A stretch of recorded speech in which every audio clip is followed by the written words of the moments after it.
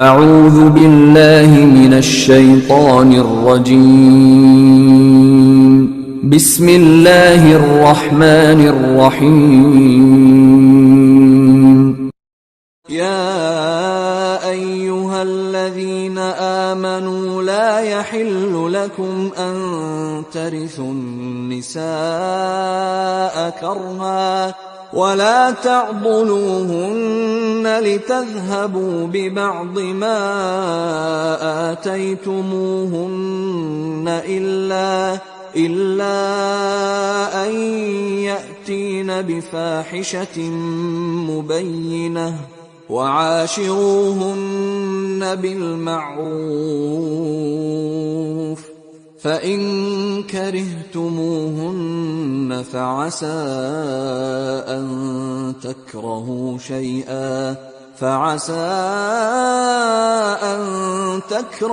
شَيْئًا وَيَجْعَلَ اللَّهُ فِيهِ خَيْرًا كَثِيرًا۔ بسم اللہ الرحمن الرحیم۔ اے ایمان والو، تمہارے لیے حلال نہیں کہ زبردستی عورتوں کے مالک بن بیٹھو، اور نہ یہ جائز ہے کہ ان کو روکے رکھو تاکہ اپنے دیے ہوئے مال میں سے کچھ اصول کرو، سوائے اس کے کہ وہ کھلی ہوئی بے حیائی کا ارتکاب کریں، اور ان کے ساتھ اچھی طرح گزر بسر کرو۔ اگر وہ تم کو نہیں بھاتی ہیں تو ہو سکتا ہے کہ تم کو ایک چیز ناپسند ہو، اور اللہ نے اسی میں بہت سی خوبیاں رکھی ہیں۔ ترجمہ آسان تفسیر سے۔ سورہ نساء آیت نمبر 19۔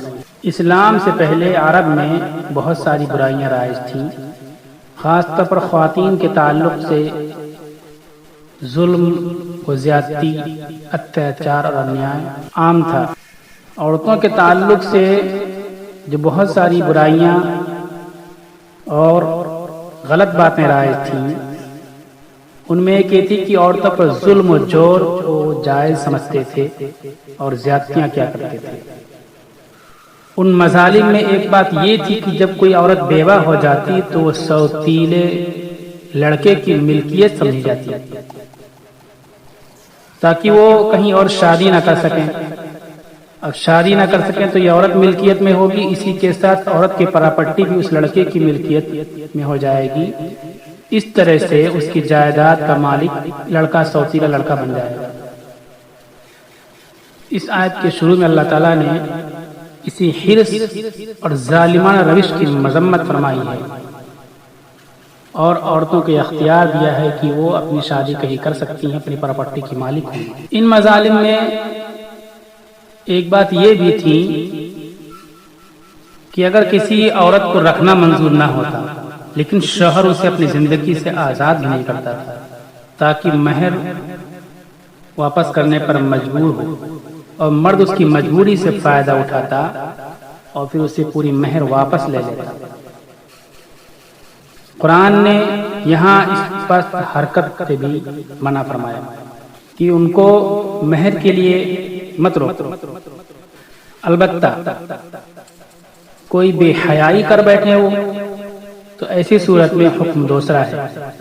اب بے حیائی کے سلسلے میں دو تفسیریں منقول ہیں۔ اول، عورت کی بد زبانی، بد کلامی۔ اس تفسیر کی صورت میں مطلب یہ ہوگا کہ اگر خود عورت بد زبان اور بد مزاج ہے اور اس کی وجہ سے شوہر مہر کا کچھ حصہ واپس لے کر طلاق دے تو اس کی گنجائش ہے۔ دوسری تفسیر جیسا کہ فاحشۃ مبینہ، اس کے لفظ سے ظاہر ہے۔ دوسری تفسیر زنا سے کی گئی ہے۔ اس صورت میں یہ مطلب ہوگا کہ اگر بیوی زنا میں پکڑی جائے تو یہ بات درست ہے کہ مہر واپس لے کر اسے گھر سے نکال دیا جائے۔ یہ حکم اس زمانے کا ہے جب تک کہ زنا کی سزا مقرر نہیں ہوئی تھی۔ اب زنا کی سزا کی وجہ سے کسی عورت کو مہر سے محروم نہیں کیا جا سکتا۔ یہ تو ہو گیا ظلم و جور اور زیادتی کو روکنے کے لیے جو دور جاہلیت میں رائج تھا۔ اس کے بعد عام مسلمانوں کو عورتوں کے ساتھ گزر بسر کے لیے جو ہدایت دی گئی ہے، دنیا کے شاید کسی مذہب میں، کسی معاشرے، کسی سماج میں ہدایت نہیں مل سکتی ہے اللہ تعالیٰ کہتے ہیں وعاشروہن بالمعروف، ان کے ساتھ بھلے طریقے سے گزر بسر کرو۔ اب بھلے طریقے سے اس وقت انسان گزر بسر کرتا ہے جب عورت پوری طرح سے پرفیکٹ ہوتی ہے اور اس کے اندر کوئی کمی کوتاہی کمزوری نہیں ہوتی ہے، مزاج مذاق فکر اور ذہن کے مطابق عورت ہوتی ہے۔ لیکن اللہ تعالیٰ نے کہا نہیں، آپ کے مزاج کے مطابق نہ بھی ہو، اس کے اندر کوتاہیاں کمزوریاں بھی ہوں کمیاں بھی ہوں، ان کو اس کی کمیاں ہوں جو ناپسند ہیں، اس کے اندر غلطیاں ہو رہی ہیں ناپسند ہیں، پھر بھی تم اس کے ساتھ گزر بسر کرو۔ یہ دنیا کا واحد مذہب اسلام ہے جو اس طرح سے مردوں کو ہدایتیں دیتے ہیں عورتوں کے ساتھ گزر بسر کرنے کی، کہ تمہاری سر کے آنکھوں کے سامنے نظر آ رہی ہے اس کی کمزوری، اس کی غلطی، اس کی کوتاہی، پھر بھی اس کے ساتھ بھلے طریقے سے گزر بسر کرو، کیونکہ ہو سکتا ہے فَإِن كَرِهْتُمُوهُنَّ فَعَسَىٰ أَن تَكْرَهُوا شَيْئًا، ایک چیز تم کو ناپسند ہو اور اللہ نے اس میں بہت سی خوبیاں رکھی ہوئی ہیں، یہ عورت کی ایک کمزوری تم کو نظر آ رہی، غلطی نظر آ رہی، کوتاہی نظر آ رہی ہے، لیکن اللہ نے اپنی قدرت کی طرف انسان کے ذہن کو موڑا کہ اللہ نے اپنی قدرت سے بہت ساری خوبیاں اس کے اندر رکھی ہوں گی، ان پر تمہاری نظر نہیں جا رہی ہوگی، ان خوبیوں کی امید میں اور یقین میں ان کے ساتھ اچھی طرح گزر بسر کرو۔ اگر تم اس کی کمزوریوں اور کوتاہیوں کے ساتھ بھلے طریقے سے گزر بسر کرو گے تو یہ ان خوبیوں سے مستفید ہو سکتے ہو۔ وَيَجْعَلَ اللَّهُ فِيهِ خَيْرًا كَثِيرًا، ہو سکتا ہے کہ اللہ تعالیٰ نے اس میں بہت سی خوبیاں رکھی ہیں، یہ سمجھائش دی اللہ تعالیٰ نے۔ اس ہدایت میں اللہ تعالیٰ نے ازدواجی زندگی کو معتدل بنانے کا سری نسخہ عطا فرمایا ہے کہ اگر تمہیں کوئی عورت پسند نہ ہو اور وہ تمہارے نکاح میں آ چکی ہو تو یہ سوچ کر اسے نبھانے کی کوشش کرو کہ ممکن ہے کہ اللہ نے اسی میں خیر رکھا ہے۔ اتنی بڑی بات ہے۔ یہ سورہ نساء کے اندر عام طور پر عورتوں کے حقوق اور خانگی معاملات سے متعلق ہدایتیں ہیں اور وراثت سے متعلق تفصیلی احکامات ہیں۔ چونکہ ہم نے یہ آیت نمبر 19 تلاوت کی، وعاشروہن بالمعروف، عورتوں کے ساتھ بھلے طریقے سے گزر بسر کے بارے میں کچھ باتیں عرض کرنی تھی، اس لیے بنیادی طور پر پہلے عورتوں کے حقوق کو سمجھنے کی اسلام نے عورتوں کو کیا کیا رائٹس دیے ہیں۔ سب سے پہلی بات، مرد کے ذمے قرار دیا ہے کہ وہ عورت کا مہر ادا کرے، خوشی کے ساتھ مہر ادا کرے۔ دوسری چیز، رواج اور حیثیت کے مطابق بیوی کے لیے نان نفقہ، کپڑا، رہائش کا انتظام کرے۔ بیوی کا خرچہ اس کے اپنے ذمے نہیں ہے، شوہر کے ذمے ہے۔ تیسری بات، بیوی کا مال بیوی کی ملکیت ہے، بیوی یا عورت کے مال پر کوئی دوسرا قبضہ نہیں کر سکتا بغیر اس کی خوشی اور اس کی مرضی کے، اس کا شوہر یا کوئی بھی مرد اس کے مال پر قبضہ نہیں کر سکتا۔ تیسری بات، عورت کو بھی بھلی باتوں کی تبلیغ اور بری باتوں سے روکنے کا اختیار ہے، حق حاصل ہے، بولنے کا حق ہے اس کو۔ پانچویں بات، عورت کو رسوا کرنے کے لیے، اس پر تہمت وغیرہ لگانے کے لیے شدید وعید اور اسلامی قانون کے مطابق سخت سزا کا حکم ہے۔ چھٹی بات، عورت بھی وراثت کی حقدار ہوتی ہے۔ وراثت میں تقریباً 18 رشتوں سے عورت کو وراثت میں حصے ملتے ہیں اسلامی قانون کے مطابق۔ 18 رشتوں میں کچھ ممانع آ جاتے ہیں تو عام طور پر 6، 7، 8 رشتوں سے ضرور وارث ہو جاتی ہے میراث کی۔ اگر ہم عورتوں کو میراث میں برابر حصہ دینے لگیں تو بہت سے مسائل، جہیز، بارات، عورتوں پر ظلم، بیوگی کے عالم میں ان کی گزر بسر کی صورتیں، یہ سب چیزیں ختم ہو جائیں گی، پریشانیاں اور بہت سارے مسائل حل ہو جائیں گے۔ نمبر 7، ضرورت کے وقت عورت کو رشتہ ناتا میں جانے سے منع نہیں کیا جا سکتا۔ نمبر 8، عورت فطری طور پر کمزور اور ناسمجھ ہے، اس لیے اس کی چھوٹی موٹی غلطیوں کو جہاں تک ہو سکے نظر انداز کرنے کا حکم دیا گیا اس آیت میں، آیت نمبر 19 میں۔ ہم دیکھیں کہ رسول اللہ صلی اللہ علیہ وسلم کا معاملہ عملی طور پر کیا رہا ہے عورتوں کے ساتھ۔ ذخیر حدیث میں کہیں بھی نہیں ملتا کہ اللہ کے پیارے رسول صلی اللہ علیہ وسلم نے اپنی کسی بیوی کو کبھی بھی ڈانٹ ڈپٹ کی ہو یا ترش کلامی سے مخاطب کیا ہو، حتیٰ کہ جب حضرت عائشہ صدیقہ رضی اللہ تعالی عنہ پر تہمت لگی اور ان بیوی محترمہ نے اپنی بے گناہی یا عصمت پر باقاعدہ کوئی بیان بھی نہیں دیا، اس پر بھی آپ صلی اللہ علیہ وسلم نے ان پر غصہ اور زجر و توبیخ نہیں فرمائی۔ بعد میں سورہ برات میں اللہ تعالیٰ نے حضرت عائشہ رضی اللہ عنہ کی عصمت و پاک دامنی بیان فرمائی، لہذا کسی معقول وجہ سے بھی غصہ ہو کر عورتوں پر چلانا، ان کو ڈانٹ ڈپٹ کرنا یہ سنت کے خلاف ہے۔ خواہ مخواہ غصہ ہونا، نہ ڈانٹ ڈپٹ، ڈانٹنا پھٹکارنا شیطان کام ہے۔ حضرت ابن عباس رضی اللہ عنہ سے مروی کہ رسول اللہ صلی اللہ علیہ وسلم نے فرمایا تم میں بہترین وہ ہے جو اپنے اہل عیال کے لیے بہتر ہے۔ ایک دوسری روایت میں حضرت عائشہ رضی اللہ تعالیٰ عنہ کہتے ہیں کہ حضرت نبی صلی اللہ علیہ وسلم ان کو ان کی سہیلیوں کے ساتھ کھیلنے کی اجازت مرحمت فرما دیا کرتے تھے۔ حضرت عائشہ رضی اللہ تعالیٰ عنہ کبھی آپ صلی اللہ علیہ وسلم سے روٹ بھی جاتی تھی، لیکن آپ صلی اللہ علیہ وسلم اس روٹھی کو برا نہیں مانتے تھے۔ اپنی حیثیت کے مطابق بیوی بچوں کے کھانے کا نظم کرنا شوہر اور باپ کی ذمہ داری ہے۔ حضرت نبی کریم صلی اللہ علیہ وسلم عموماً گھر کا بچا ہوا کھانا تناول فرماتے تھے، جس سے معلوم ہوتا ہے کہ اگر بیوی یا بچے شوہر یا سرپرست سے پہلے کھانا کھا لیں تو یہ ذرہ برابر بھی خلاف ادب نہیں ہے۔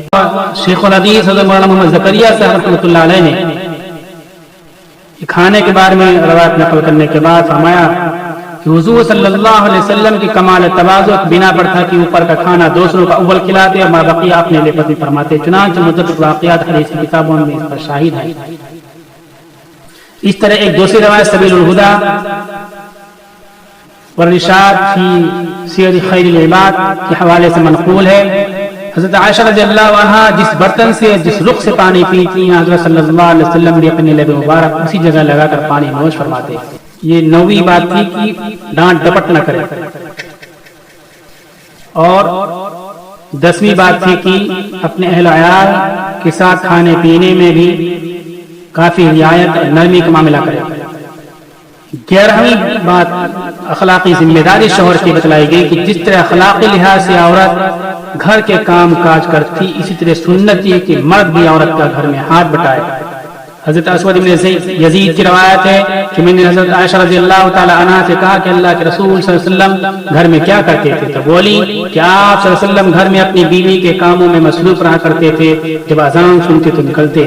گھر میں عورتوں کے کام کرنا، ہاتھ بٹانا یہ جورو کا کوئی غلامی نہیں ہے بلکہ یہ سنت ہے، اور باہم میل محبت اور دلوں میں قربت کا ذریعہ ہے، اور سماج اور معاشرے میں عفت و پاکدامنی، اخلاق و انسانیت اور شرافت کو فروغ دینے کا ذریعہ ہے۔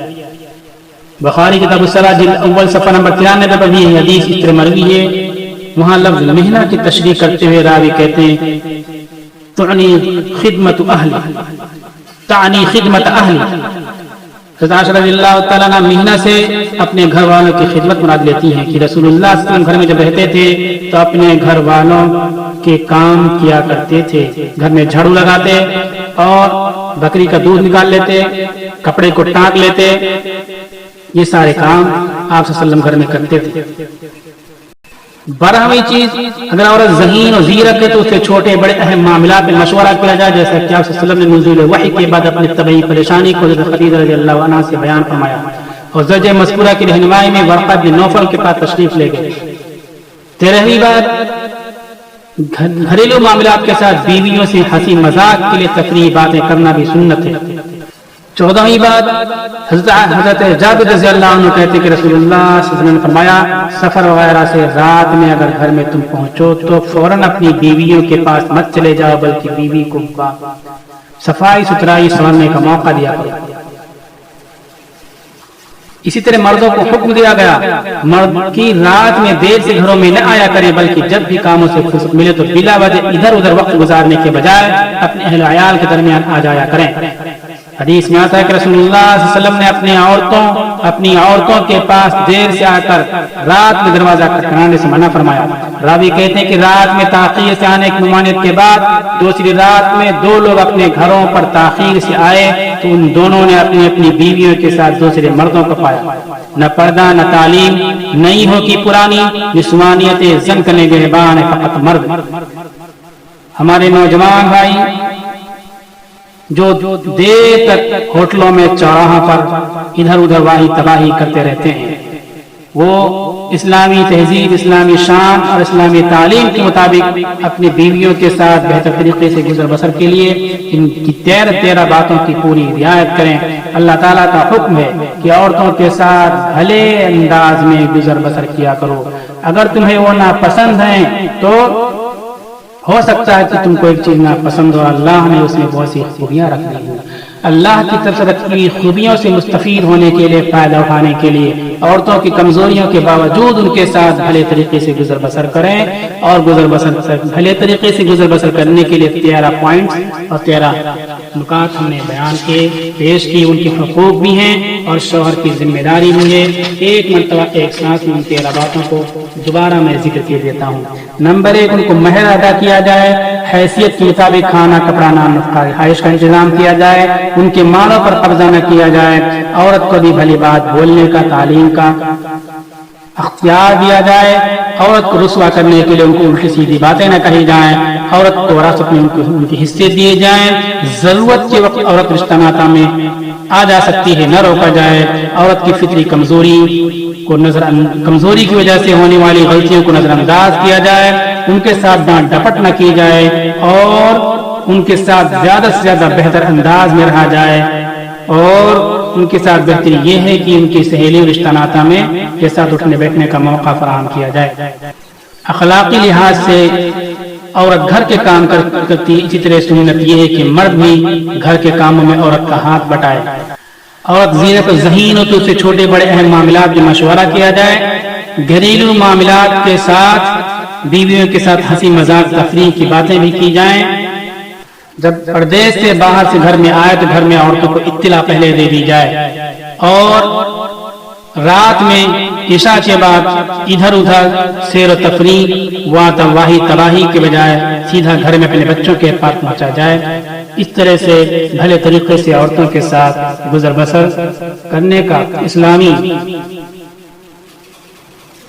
فریضہ ہم ادا کر سکتے ہیں۔ اللہ تعالی عمل کی توفیق عطا فرمائے۔